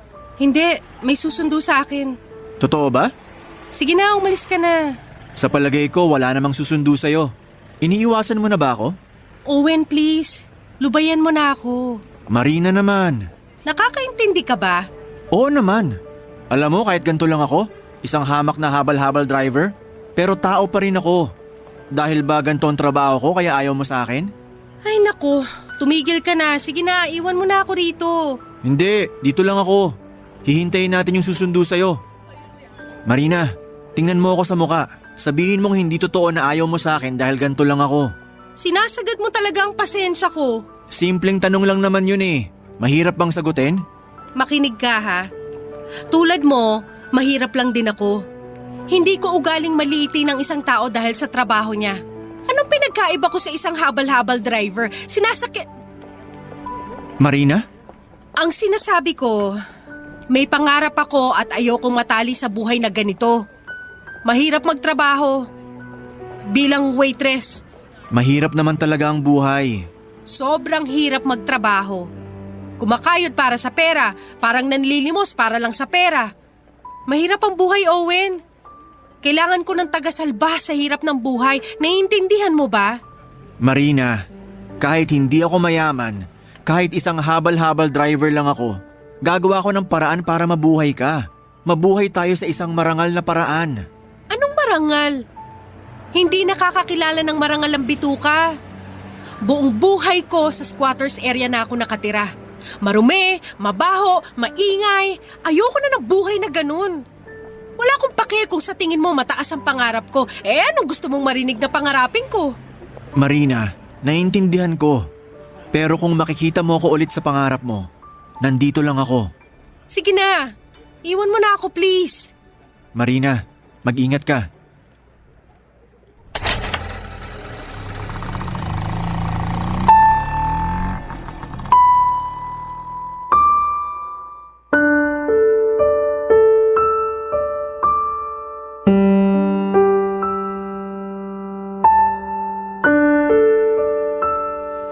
Papadudot masakit makita na inilayo ko ang sarili ko kay Owen dahil sa mga hindi ko pagsakay sa kanyang motor, sa hindi ko pagpayag sa panliligaw niya sa akin. Pero sa mga ginawa niyang effort para ipadama sa akin na importante ako sa kanya, ay nakaramdam ako ng isa akong babaeng may dignidad. Na hindi lang ang katawan ko ang habol niya sa akin kundi ang buo kong pagkatao na nais niya lang mahalin at alagaan. Masakit palang ipagtabuya ng taong tinitibok ng puso ko, Papadudot. Ang sabi ko sa aking sarili na hindi pwedeng magkajowa ang isang babaeng bayaran na tulad ko sa isang habal-habal driver dahil walang mararating ang relasyon ng parehong dukha. Ang pwede kong gawin ay pigilan ang aking sarili dahil hindi pwedeng matulad ako sa ina kong hindi naging wais sa buhay. Ayaw kong magkaanak at maranasan niya ang buhay na naranasan ko.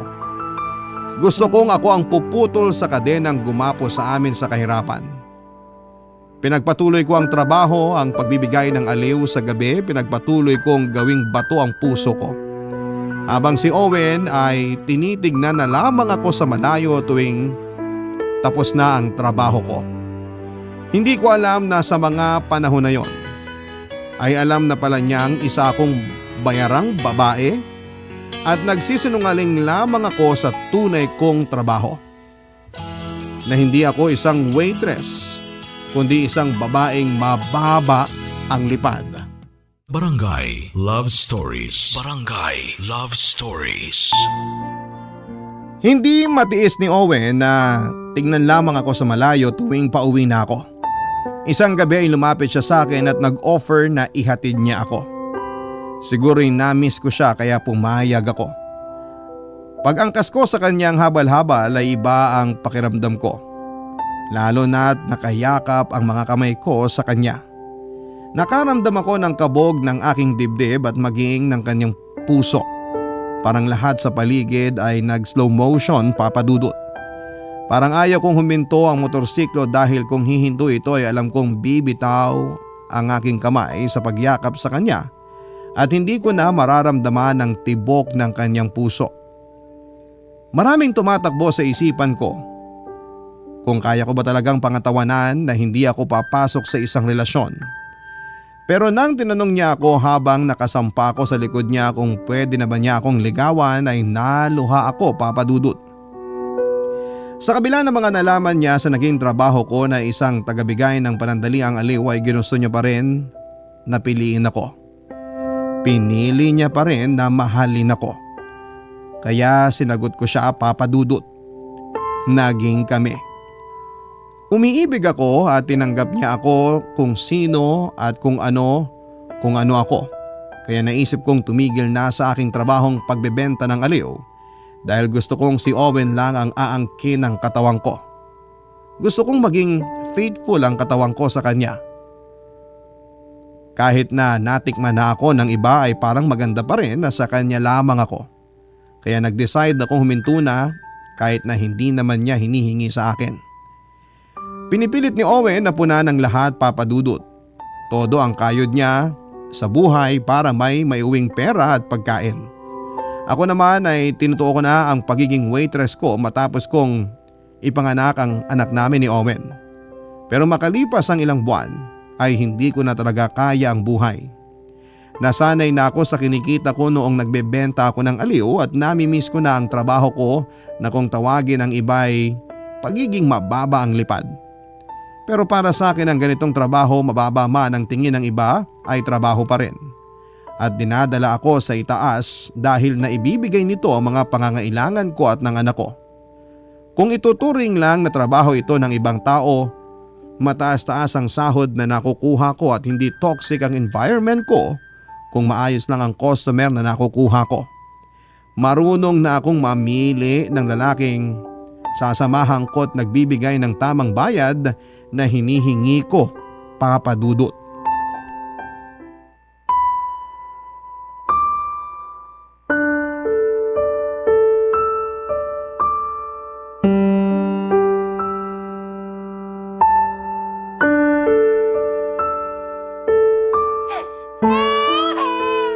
Sandali lang, baby!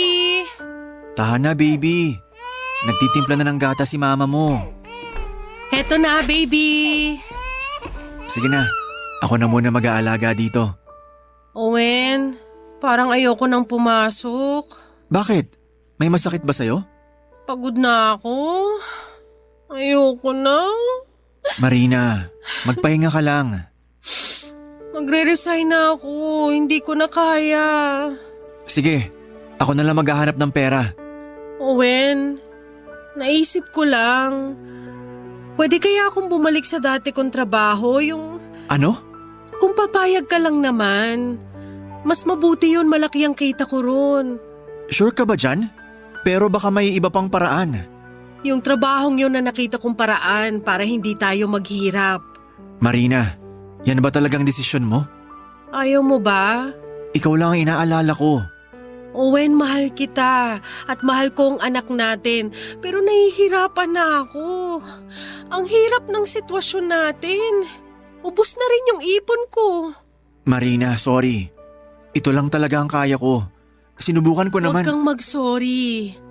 Alam kong sinubukan mo. Halos wala ka nang lakas pag uwi sa bahay dahil grabe yung kayod mo sa pamamasada. Kaya huwag kang mag-sorry. Pero naisip ko lang… Pwede ba akong bumalik sa dati kong trabaho? Kung hindi ka papayag, naiintindihan ko. Marina. O anak, tahan na.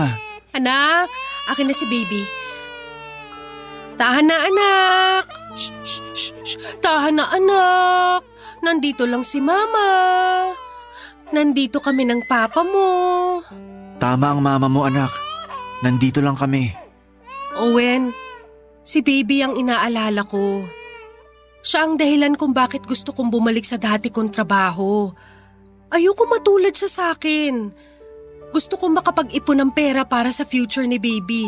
Dapat makapag-aral siya kasi hindi sa kinahihiya ko ang trabaho ko pero kung may magandang oportunidad kay baby dahil nakapag-aral siya, yun ang gugustuhin ko mangyari sa kanya.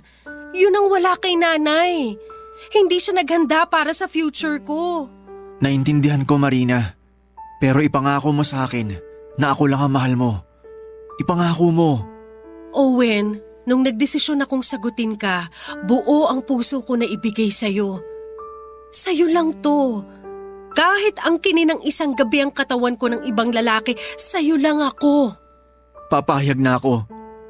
Para sa future ni baby, papayag ako. Kaya ko namang ipikit ang mga mata ko. Kaya kong hindi isipin kung anong ginagawa mo sa trabaho kasama ang mga client mo. Kakayanin ko. Owen, salamat. Basta pangako ko sa'yo, ikaw lang ang lalaki dito sa puso ko dahil mahal na mahal kita. Kayo ni baby ang buhay ko.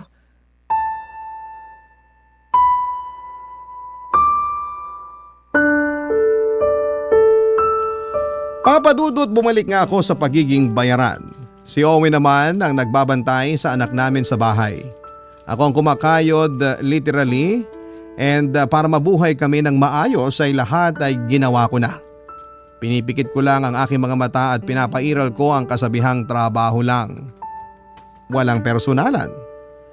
At tuwing umuwi na ako ng bahay ay lagi kong pinapaalala kay Owen kung gaano ko siya kamahal. At kung gaano ko pinangahawakan ang pangako namin sa isa't isa na mamahalin namin ang bawat isa hanggang sa huli. Sa trabaho kong ito, 1 ligo at kuskus lang ng sabon sa katawan ay wala na ang anino ng lalaking gumagamit sa akin sa trabahong pinili ko. Dahil ginawa ko ang pagiging wais ko ay pinagpatuloy ko ang goal ko na magkaroon ng magandang future si baby at kumuha ako ng educational plan para sa kanya at nagbukas ng savings account. Mas mabuting handa ako kesa mauwi sa wala ang pinagpaguran ko.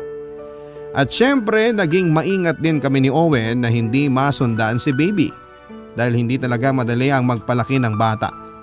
Kung magkakaanak man dapat, ang mag-asawa ay dapat na siguraduhin talagang may maayos na buhay ang future ng bata. Pero isang araw ay sumulpot si Nanay Evelyn. Galit na galit ito sa akin at lalo na sa asawa ko dahil nalaman niyang bumalik ako sa trabaho ko bilang taga-aliw, Papa Dudut. Kitang-kita ko ang frustration ni Nanay sa ginawa kong desisyon. Hindi niya matanggap na pinabayaan lang daw ako ni Owen dahil hinayaan daw ako ng asawa ko na magtrabaho. Akala ng Nanay na si Owen ang may gusto na bumalik ako sa trabaho. Hindi niya alam na naging desisyon ko ito, Papa Dudut.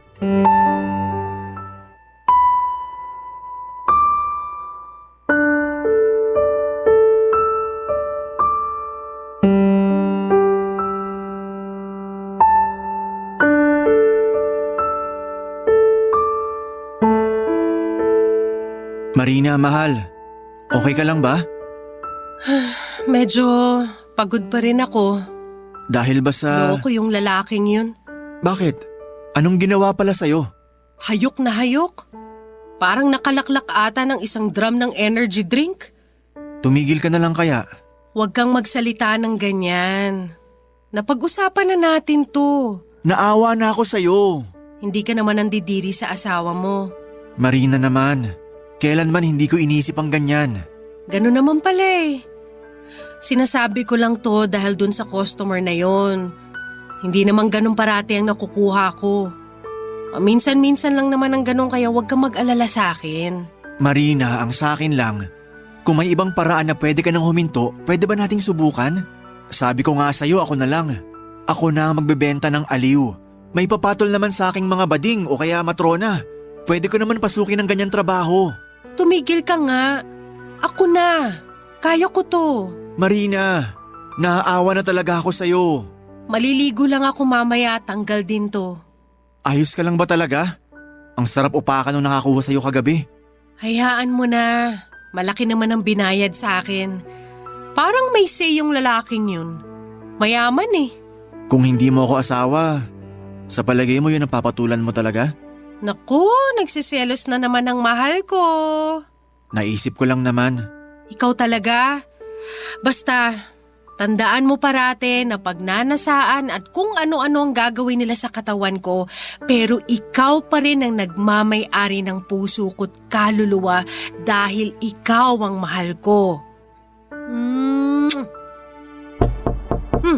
Sino kaya ang bisita natin? Baka naniningil ng renta ng bahay. Sandali lang! Oh, Nay! Napadalaw kayo! Kamusta kayo rito? Maayos naman. Anong maayos? Nakikita mo ba ang mukha mo sa salamin, Marina? Para kang sinipsipan ng lakas. Nay naman! Magandang araw po, Nay. Anong magandang araw? Hoy lalaki, anong ginawa mo sa anak ko? Tingnan mo siya. Kulang na lang tuturo ka na ng formalin niyang si Marina para manatili ang pagkasariwa niya. Marina, mukha ka ng bilasang isda. Nay, nagpunta ba kayo rito para pagsabihan ako? Matanda na ako, pwede na kayong umalis. Ano bang pinakain ng lalaking to sa'yo? Yan pagmumukha mong lalaki ka? Ginawa mong kalakal ang anak ko. Ginawa mong negosyo ang katawan ng anak ko. Nay, pwede ba? Tumigil na kayo. Totoo naman ah. Alam mo, Nay, labas na kayo rito. Wala na kayong karapatan pa na pagsabihan ako. Anak pa rin kita. May karapatan pa rin ako. Wala na! Wala na, kaya tumigil ka na! Hindi. Dapat yung lalaking yan ang pinagtatrabaho mo. Yan dapat ang nagbebenta ng katawan niya. Ang laki-laki, walang pakinabang. Tama na pang-iinsulto niyo sa asawa ko! Ginusto kong pagiging bayarang babae kaya huwag niyo siyang pagsabihan ng ganyan! Gusto mo nalang ibilad yung katawan mo sa kahit sinong lalaki para may makain yung kinakasama mo? Nagsalita ang magaling na nanay! Basta ang alam ko, hindi ako tutulad sa'yo na tumanda ng walang direksyon kaya kahit sinong lalaking nang huhut-hut sa'yo ang kinakasama mo. Wala kang respeto! Sige, sampalin mo ako! Sige! Alam mo, lumayas ka na lang. Mahal ko si Owen at wala ka ng pakialam kung ano man ang gagawin ko sa katawan ko para mabuhay lang kami ng pamilya ko. Marina, tama na yan. Umalis ka na! Lumayas ka sa harapan ko! Wala na akong nanay! Nag-aalala lang ako sa'yo! Hindi ko kailangan ng pag-aalala mo sa akin! Pwede ba? Umalis ka na!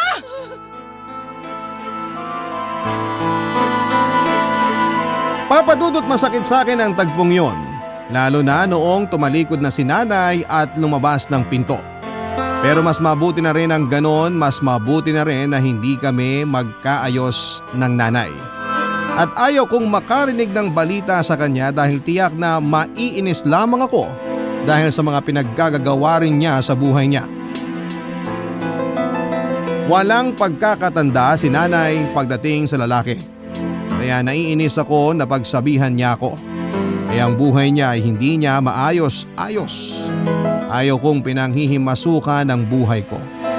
Nagpatuloy ako sa aking trabaho at binibigyan ko ang mga lalaki ng panandaliang kaligayahan. Para sa akin ang pagiging bayarang kong babae ay isang propesyon. Ito ang bread and butter ko at panatag ako na okay lang sa asawa kong si Owen ito. Kahit alam kong masakit para sa kanya na isipin na iba't ibang lalaki ang kasiping ko tuwing sinasabi kong magtatrabaho na ako. Alam niyang may ibang labi ang dumadampi sa mga labi ko. May ibang kamay na humahawak sa lahat ng parte ng katawan ko. Maraming beses kahit na hindi niya sabihin na nahuhuli kong umiiyak si Owen dahil sa naging trabaho ko. Pero wala naman siyang dapat na ipag-alala. Kung mabait lang ang customer, hanggang sa bagay na yun lang ang namamagitan sa amin ng mga client ko. Nagtatrabaho ako at ginagawa ko ng maayos ang trabaho ko. Kung may rating sheet, gusto ko na 5 stars ang rating ko. Seryoso, Papa Dudut. Tinitingnan ko talaga na isang seryosong trabaho ang pagbibigay ng aliw at wala akong pakialam sa mga sasabihin ng ibang tao. Dahil wala naman silang ambag para maging mabuti ang buhay namin ng pamilya ko. Ang kaya lang nila ay ang mangutya at manghusga. Hindi nila alam kung ano ba ang kwento sa likod nito. Kung anong hirap ang pinagdadaanan ko sa pang-araw-araw para lamang maitaguyod ang pamilya ko. Barangay Love Stories. Barangay Love Stories. Dumating ang araw, Papa Dudut, na ang nararamdaman kong nagsiselos na si Owen sa mga customers ko. At ito parati ang naging topic ng aming pag-uusap. Iba na ang trato niya sa trabaho ko. Feeling niya ay nakakaramdam ako ng sobrang saya sa mga customers ko kesa sa kanya. Walang araw na hindi ko pinagsasabihan si Owen na gamitin man o pagsawaan man ng mga lalaking sumisiping sa akin. Ang katawan ko ay hindi pa rin nila makukuha ang nakukuha kong kaligayahan kapag si Owen ang umaangkin sa akin. Dahil tuwing kaming dalawa lang ang nagsasama sa kama, ang ginagawa namin ay isang pag-ibig. Sa kanya ko nararamdaman ang tunay na kasiyahan, Papa Dudut. Pero araw-araw ay lumalaki at dumarami ang insecurities na nabuo kay Owen. At hindi ko naman siya masisisi. Ayaw kong ipagwalang halaga ang nararamdaman niya. At tuwing nasa kama na ako kasama ang isang customer ay parang nakatingin sa akin si Owen. Nakikita ko ang mga mata niyang umiiyak habang ginagawa ko ang bagay na dapat sa kanya ko lamang ibinibigay. Pero eto na ang trabaho ko, dito kami nabubuhay. Dito ako kumikita, eto ang trabahong alam ko. Kung may naman ako sa nanay ko, eto yung pagiging bayaran. Tagabigay ng aliw ang naman ako. At hindi ko kinakahiya ito. Sa isip ko siguro hindi sasang-ayon ang iba sa akin, pero dahil eto rin ang paraan noong ng nanay ko na mabuhay kami ay eto na ang kinalakhan namin na ginagawa niya ay nananalaytay na siguro sa dugo ko ang pagiging ganito. Wala na akong pakialam sa mga sasabihin ng iba maliban kay Owen. Nadudurog ang puso ko kapag siya na ang pupuna sa trabaho ko.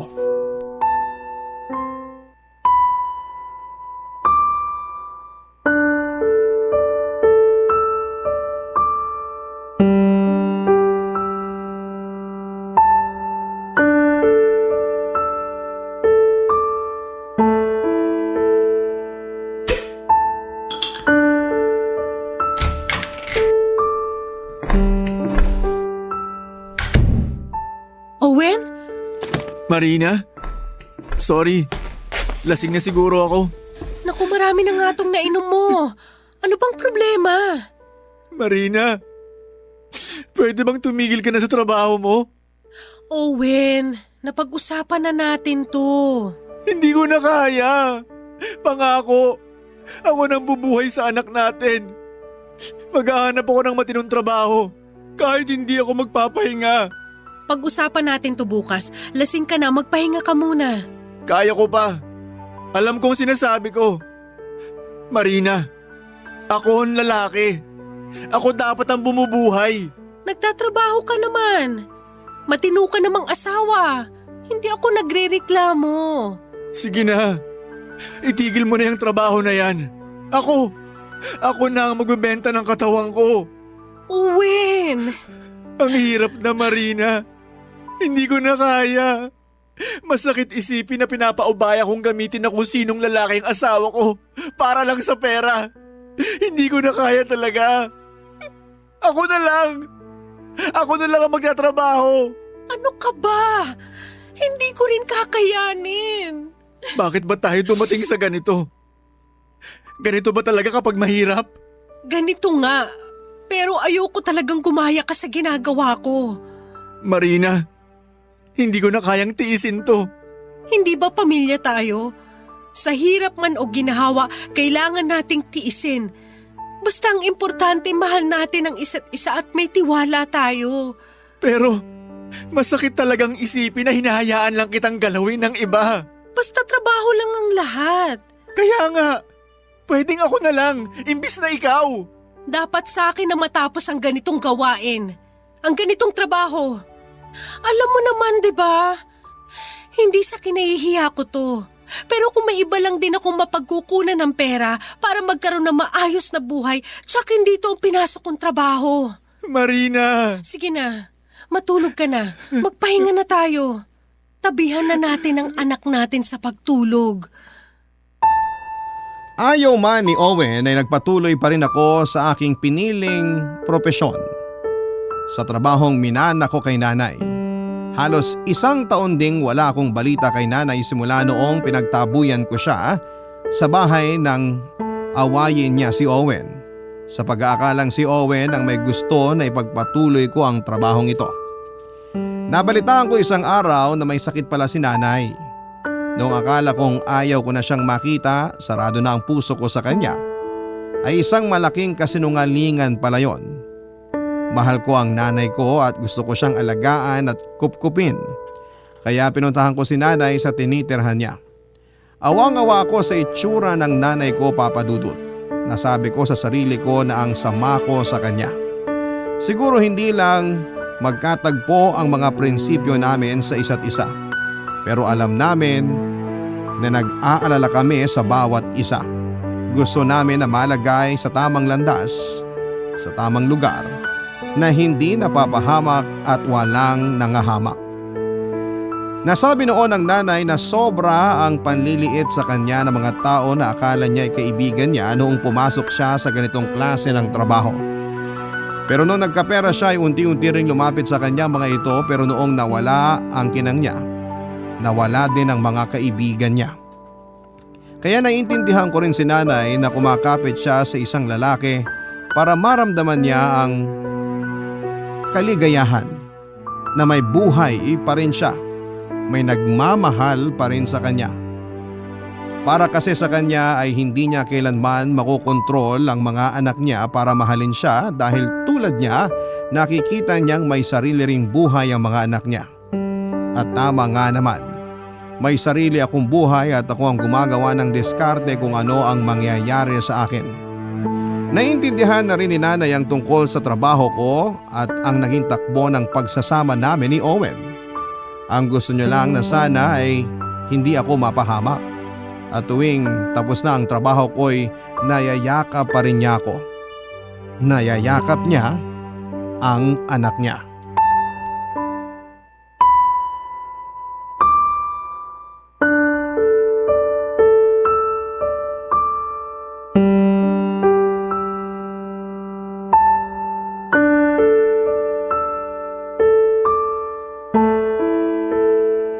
Owen, ikaw na muna bahala dito sa bahay ha, sa anak natin at kay nanay. Ihahatid na kita sa club. Hindi na, kaya ko naman. Sure ka ba talaga? Ito naman, ako pa ba? Basta ikaw nang bahala dito. Sige. Marina! O Nay, Nay, dahan-dahan lang. Okay lang ako, kaya ko naman. Nay, sana dito na lang kayo sa sala. Ibaba na lang natin yung higaan nyo. Mas mabuti na rin to, may exercise ako. Ayan ka na naman. Mas mabuti yung safe ka. Dito ka na sa baba. Owen, kunin mo na yung higaan ni nanay. Sige, mas tamang dito ka na sa baba, Nay. O siya, kayo talaga. Salamat, Owen.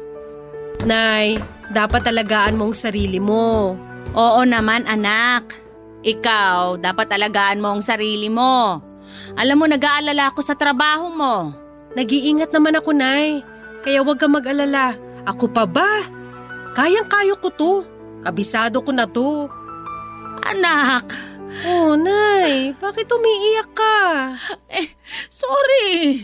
Bakit naman? Dahil dito. Kung naging mabuting nanay ako sa'yo, sana hindi mo na na-experience ang ganitong trabaho. Nay, okay lang ako. Wala kang kasalanan. Hindi. Anak, kung naging wise lang ako, nabigyan sana kita ng magandang future. May mga bagay lang na hindi natin hawak. Huwag mo nang isipin. Sa ngayon, isa lang ang alam ko. Hihinto ang ganitong trabaho sa akin. Ako ang huling prosti sa pamilya natin. Ayoko maranasan ng anak ko ang naranasan ko. Yun ang importante, Nay. At ang gumaling ka na. Kaya huwag ka na mag-guilty. Naiintindihan ko ang lahat, okay? Ha? Payakap nga. Marina, ihahatid na kita. Mapilit tong asawa ko, Nay. Sige na, magpahatid ka na kay Owen. Ako nang bahala sa bahay at sa apo ko. Sige. Salamat, Nay. Papa Dudut, eto po ang buhay ko. Isang tagabigay ng panandaliang aliw sa gabi ng nilalamig na mga katawan ng isang lalaki. Sa trabahong tingin ng marami ay isang trabaho ng taong tamad at gusto lamang humilata sa kama. Sa totoo lang ay hindi po madali ang trabahong ito. At sana'y huwag namang basta-basta husgahan ng tao ang tulad namin ng nanay ko. Tulad ng maraming manggagawa na pumapasok sa kanilang mga opisina o sa angmang lugar para kumayod at kumita, ang isang prosti naman ay manggagawa rin na kumakayod para kumita ng pera at magkaroon ng buhay na may dignidad. Ang importanteng nakikita ko ay wala akong inaapakang tao sa pinasok kong trabaho at hindi ako nagnanakaw. Nagpapasalamat din ako sa Diyos dahil umayos na ang lagay ng nanay ko at sa ngayon ay nagbabantay siya ng maliit na sari-sari store. Naging libangan niya ito sa bahay at sobrang saya ko rin dahil nakatagpo siya ng isang matinong lalaki. May pangarap kahit matanda na. Isa itong jeepney driver. Gusto niya sana na magsama na sila ng nanay ko pero sabi ni nanay na dito lang muna siya sa bahay hanggang sa 7 years old na ang anak ko. Si Owie naman ay namamasada pa rin ng tricycle at naghahabal-habal sa gabi kung kinakailangan. Nagpa-practice na rin siyang mag-drive ng jeep. Ako ay patuloy pa rin sa pagtatrabaho sa gabi at patuloy na nag-iipon para sa anak ko. Naisip kong huminto na bago mag-teenager ang anak ko. Hanggang dito na lamang po, Papa Dudut, at maraming salamat. Ang inyong forever kapuso at kabarangay, Marina. Nagustuhan ng iyong napakinggan? Ituloy yan via live stream sa www.gmanetwork.com/radio. Barangay LS 97.1 for